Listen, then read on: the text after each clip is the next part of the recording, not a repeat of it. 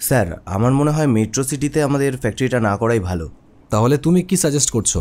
Sir দেখুন, metro সিটিতে labour কস্টটা অনেকটাই বেশি হবে, তার চেয়ে একটা কাজ করলে ভালো হয়। আমরা কোনো রুরাল এরিয়াতে ফ্যাক্টরিটা করতে পারি। গ্রামে? হ্যাঁ স্যার, গ্রাম থেকে অনেক মানুষ শহরে আসে মজদুরি করার জন্য।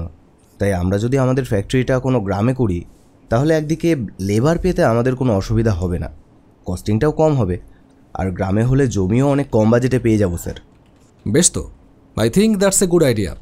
তাহলে তো আমাদের একটা ভালো গ্রাম দেখতে হবে, যেখানে রাস্তাঘাটগুলো ভালো হওয়া দরকার, আমাদের ট্রাক যাওয়া আসায় যাতে কোনো অসুবিধে না হয়। Right sir. তুমি তাহলে লেট করো না, রিসার্চ টিমকে বলো আজকের মধ্যে যেন আমাকে আপডেটটা দেয়, আর তাদের বলো ভালো করে খোঁজখবর নিতে। ঠিক আছে স্যার, আমি আজকে রাতের মধ্যে আপনাকে আপডেটটা দিচ্ছি।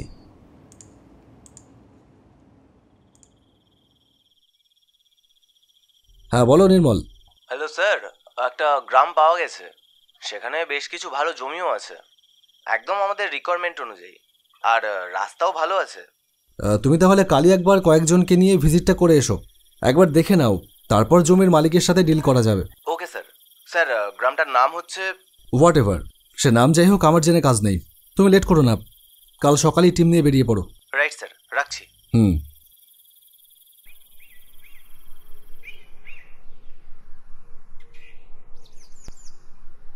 এ তো খুব ভালো কথা বাবু, আমাদের গ্রামে অত বড় একটা কারখানা হবে, গ্রামের ছেলেরা কাজ পাবে, তাদের আর শহরে যেতে হবে না কাজের জন্য। এ তো খুবই ভালো কথা, আমরা জমি দিতে রাজি আছি বাবু। ঠিক আছে, তাহলে ওই কথাই থাকলো। এবার আমাদের কোম্পানির মালিক মিস্টার অনন্ত সিংহ রায় নিজে আসবেন আপনাদের সাথে কথা বলতে, বাকি ব্যাপারটা তিনিই মিটিয়ে নেবেন। কে আসবে? কি নাম বললে? অনন্ত সিংহ রায়। অনন্ত সিংহ রায় মানে অন্ত? ডাকনাম তো জানি না। আপনার কাছে ওনার কোনো ছবি আছে? হ্যাঁ সে তো আছেই। একবার দেখাবেন একটু? দেখবেন? আচ্ছা আসুন, এই যে। হ্যাঁ ঠিকই ধরেছিলাম, এ তো আমাদের অন্ত। আরে ও তো আমাদের এই সোনারপুর গ্রামেরই ছেলে, শহরে গিয়ে বড় ব্যবসায়ী হয়েছে জানি, বড় হবার পর থেকে আর গ্রামে আসেনি একবারও। ও এখানে ফ্যাক্টরি করবে? তাহলে তো খুবই ভালো কথা, আমাদের গ্রামের ছেলে আজ বড় হয়ে গ্রামের অন্য ছেলেদের পেটের ভাত জোগাবে। এ কত বড় গর্বের কথা বলুন দেখি। আপনি আমার কথা বলবেন, বলবেন আপনার সত্যজিতের সাথে কথা হয়েছে, দেখবেন এক নামে চিনতে পারবে। তাই নাকি? না হলে আর বলছি কি, আরে অন্ত ছিল আমার ছোটবেলার খেলার সাথী, জীবনের কতগুলো বছর একসাথে কাটিয়েছি আপনার কোনো ধারণা আছে? আমাদের শৈশব থেকে যৌবনের একটা সময় পর্যন্ত কেটেছে একসাথে, তারপর তো শহরে গিয়ে বড় ব্যবসায়ী হলো। আচ্ছা ঠিক আছে, তাহলে ওই কথাই থাকলো। আজ আমি আসি, এবার স্যার এসে আপনাদের সাথে সব ফর্মালিটি কমপ্লিট করবে। হ্যাঁ হ্যাঁ আসুক, ব্যাটার কান মলে দিই কেমন করে একবার দেখবেন, বড় ব্যবসায়ী হয়ে নিজের গ্রামকে ভুলে যাওয়া। আসুক একবার, দেখাচ্ছি। স্যার সব কিছুই ঠিকঠাকই আছে, জমির মালিকরাও জমি দিতে রাজি, এমনিতেও জমিগুলো অনেক দিন ধরে অনুর্বর হয়ে পড়ে আছে, চাষবাস হয় না। Good, very good. তাহলে তো তাড়াতাড়ি কাজ শুরু করতে হয়। রাইট স্যার, আমারও তাই মনে হয়, বেশি লেট করলে ইনফরমেশন লিক হয়ে যেতে পারে। সান্যাল গ্রুপ অফ কোম্পানি কিন্তু স্যার ওত পেতে বসে আছে, আমরা একটু দেরি করলেই ওরা কিন্তু গেম স্টার্ট করে দেবে। নামটা ভুলে যেও না নির্মল, অনন্ত সিংহ রায়। টেক্কা দেওয়া অত সহজ নয়। স্যার আপনি কিন্তু এখনও গ্রামটার নাম শোনেননি। কি নাম? সোনারপুর, আপনার জন্মভিটা স্যার। সোনারপুর? হ্যাঁ স্যার, আর ওখানে লিড করছে যে, তার নাম সত্যজিৎ, সে নাকি আপনার বন্ধু। হ্যাঁ বন্ধুই তো, ছোটবেলার বন্ধু। ও আচ্ছা, আমি তো ভেবেছিলাম আপনার সাথে নাম জড়িয়ে নিজেকে বড় দেখানোর চেষ্টা করছিল। না না, সেরকম ব্যাপার না। তাহলে চলো কালকেই যাওয়া যাক।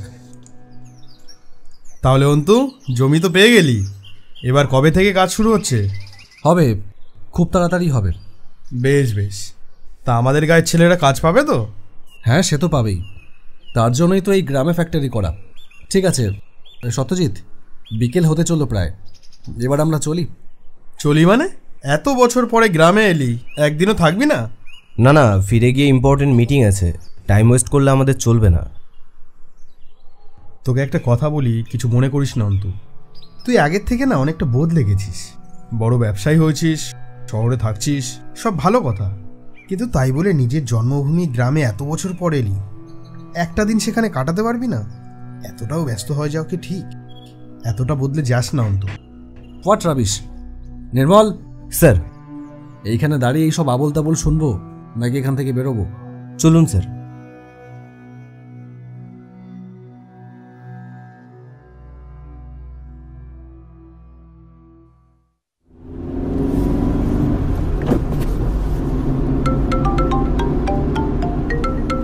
হ্যালো, হ্যাঁ হ্যাঁ, okay okay, no problem sir, no problem, thank you.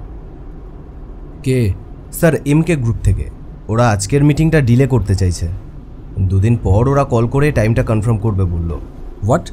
সব কিছু তো ঠিকই ছিল, তাহলে হঠাৎ কি হলো? কি করে বলবো স্যার, নিশ্চয়ই কোনো ইনসিডেন্ট ঘটেছে। ডোন্ট ওয়ারি স্যার, ওরা মিটিং ডিলে করতে পারে, বাট অর্ডারটা আমরাই পাবো, no doubt. Okay, let's see, চলো।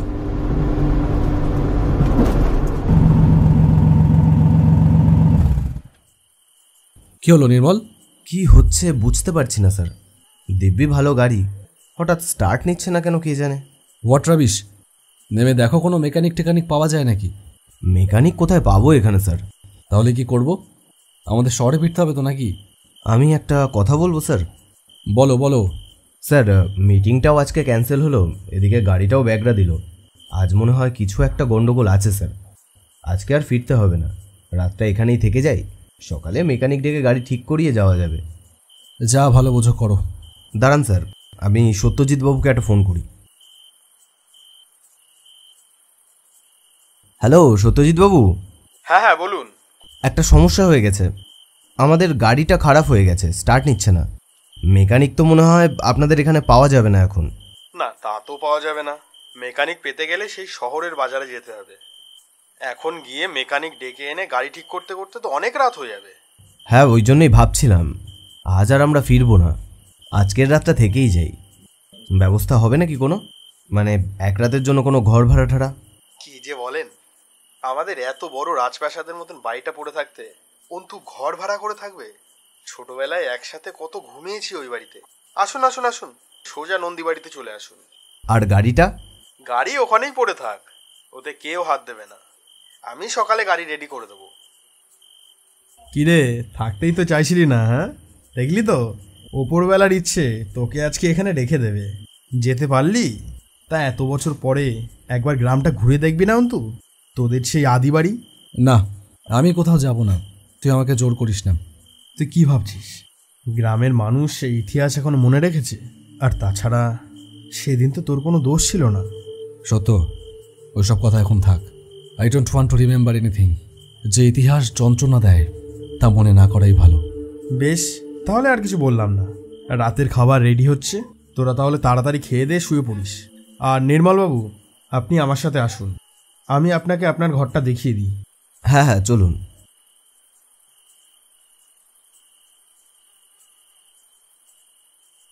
অন্তু, এই অন্তু।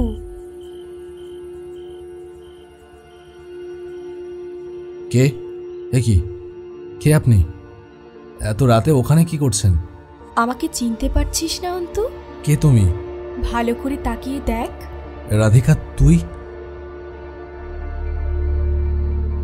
কি ভেবেছিলি আমার মেয়েকে নিয়ে পালানো অত সহজ? এই জনার্দন মল্লিকের হাত কত লম্বা তা জানিস? দাদা, মালটাকে কি করব? মেরে বালি চাপা দিয়ে দেবো? তোমরা ভুল করছো। আমার আর রাধিকার মধ্যে কোনো সম্পর্ক নেই, আমরা শুধু ভালো বন্ধু। আমরা পালিয়ে যাচ্ছিলাম না। তোমাদেরকে কে বলেছে যে আমরা পালিয়ে গিয়ে বিয়ে করছিলাম? আমরা তো... এই থাম থাম থাম, অত ড্রামা করবার কোনো দরকার নেই। আমরা এখানে ড্রামা দেখতে আসিনি। এই তোরা এর হাত পা ভেঙে গ্রামের সীমানায় ফেলে দিয়ে আয়, আর বলে দে এই গ্রামের ত্রিসীমানায় যেন আর কোনোদিনও পা না রাখে। রাখলে কিন্তু খবর আছে। এই চল। না বাবা, না, ওকে মারবে না, ওকে মারবে না বলছি কেউ। বিনা দোষে ওর গায়ে কেউ হাত দেবে না, ওর কোনো দোষ নেই।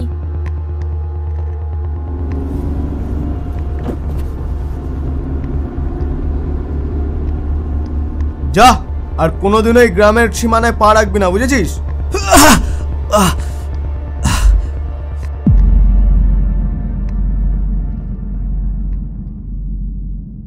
কি রে, অবাক হলি নাকি আমাকে দেখে? তুই এখানে কি করছিস? তোকে সাবধান করতে এলাম। তুই এক্ষুনি এখান থেকে চলে যা, না হলে ওরা তোকে মেরে ফেলবে। এ কি বলছিস তুই? এখন এত কিছু বলার সময় নেই, তুই পালা, এক্ষুনি পালা। কিন্তু আহ, কোনো কিন্তু না, তুই যা, পালিয়ে যা। ঠিক আছে, তুই যখন বলছিস তাহলে যাচ্ছি, কিন্তু কারণটা বললে ভালো করতিস। তোর কাছেই যাচ্ছিলাম, ভালোই হয়েছে তুই বেরিয়ে এলি। কিরে, তোরা দাঁড়িয়ে কি দেখছিস? যা যা, ওকে শেষ করে দে। ওর জন্য আমি আমার একমাত্র মেয়েকে হারিয়েছি। আমি প্রতিজ্ঞাবদ্ধ, যেদিন ওই গ্রামে পা রাখবে সেই দিনই আমি ওকে শেষ করে দেব। আজই সেই দিন। যা। এটা কি হচ্ছে? এ কি করে হলো? কি রাধিকা? রাধিকা মা, তুই? হ্যাঁ আমি। আমাকে আসতে হলো। তুমি সেদিনও ভুল করেছিলে আর আজকেও ভুল করতে যাচ্ছিলে। ভালোবাসার নামে তোমাদের অতিরিক্ত শাসন আমাকে জেরবার করে তুলেছিল। তোমার সুখের প্রাসাদ আমার কাছে সোনার খাঁচার মতন মনে হতো বাবা। আমি খাঁচায় বন্দি থাকতে চাইনি, আমি খোলা আকাশে মুক্ত পাখি হতে চেয়েছিলাম, কিন্তু তোমরা তা হতে দাওনি। সেদিন রাতে আমি অন্তুর সাথে পালিয়ে যাচ্ছিলাম না বাবা, সেদিন আমরা যাচ্ছিলাম শহরে, হসপিটালে। কি বলছো সুলেখাদি? আমি কি করব কিছু বুঝতে পারছি না রে। ও পজিটিভ রক্ত কোথাও পাওয়া যাচ্ছে না। রক্ত জোগাড় করতে না পারলে আমার ছেলেটাকে যে বাঁচাতে পারবো না। ও পজিটিভ রক্ত? সুলেখাদি, আমার ব্লাড গ্রুপ তো ও পজিটিভ। তাই? তাহলে তুই কি রক্ত দিতে পারবি রাধিকা? সোনা বোন আমার, দিবি রক্ত? আমার ছেলেটাকে বাঁচাবি? দেব সুলেখাদি, কিন্তু আমি বাড়ি থেকে বেরোবো কি করে? আমার বাবাকে তো চেনো। দাঁড়া, আমি অন্তুকে পাঠিয়ে দিচ্ছি, ও তোকে নিয়ে আসবে। ঠিক আছে, তাহলে পাঠিয়ে দাও, তবে আমাকে লুকিয়ে যেতে হবে। বাবা যদি জানতে পারে তাহলে সর্বনাশ হয়ে যাবে। ঠিক আছে, আমি অন্তুকে বুঝিয়ে বলে দিচ্ছি, ও তোকে সেই মতো করে নিয়ে আসবে। তুই একদম চিন্তা করিস না। তুই তাহলে তাড়াতাড়ি তৈরি হয়ে নে। ঠিক আছে।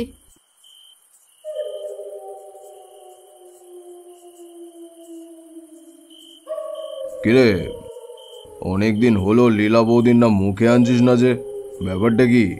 আরে ধুর, শিলা বৌদি প্রেগনেন্ট, তাই এক্সপোর্ট ইম্পোর্ট সব বন্ধ। আচ্ছা,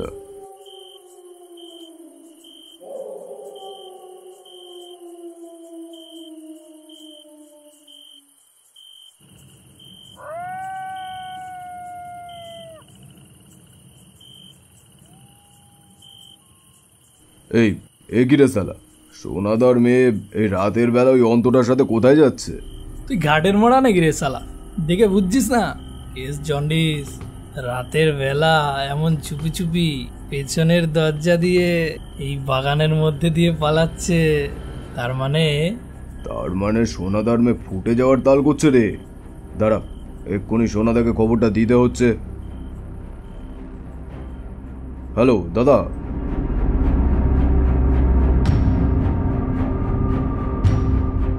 কি বলছিস এসব? অন্তুর এত বড় সাহস?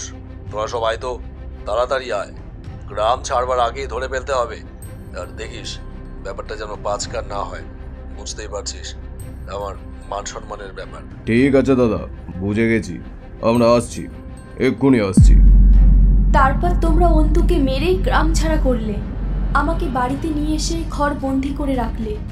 আমি সেদিনই ঠিক করে ফেলেছিলাম এই অভিশপ্ত জীবন আমি আর রাখবো না, তাই সুযোগ পেয়েই দিয়েছিলাম সব শেষ করে।